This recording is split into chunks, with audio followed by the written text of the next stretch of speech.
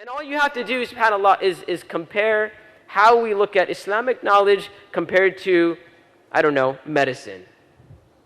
And I often say, subhanAllah, if you have a problem, and you have a medical issue, and someone says, you know, there's this one doctor, go speak to him or whatever, and they'll tell you what to do, and you go to this doctor, and they say, yeah, and you ask them a question or whatever, and the doctor says, hey, listen, I need to perform surgery on you.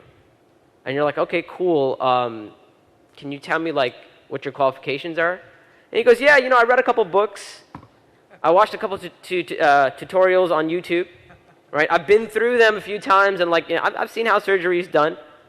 And I've performed you know, I've done a few surgeries before, and I think I'm good to go. Would you be okay with that?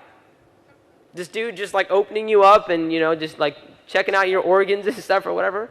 Of course not. We would never be okay with that. We'd like run out of that office, right? Or another common situation, subhanAllah, and this is very common amongst my culture, subhanAllah, Desis. If you ever been at a gathering where there's like a gathering of uncles, right? Or ammus for the Arabs. And sometimes, you know, the uncles are sitting there and, you know, they're just looking for things to talk about. And oftentimes it's politics and this and that, whatever, or community issues. And then eventually someone brings up an issue related to Islam. And now, subhanAllah, this is an Islamic issue. And these uncles, subhanAllah, and no offense to uncles, this happens in every generation, but it's just an example.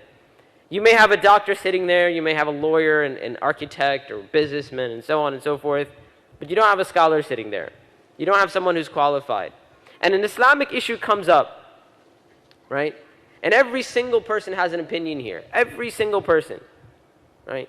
On the other hand, someone brings up a medical issue, and even the doctor sitting there, since it's a Desi gathering, there's more than one doctor there, right? Even the doctor sitting there will be reluctant to give their opinion.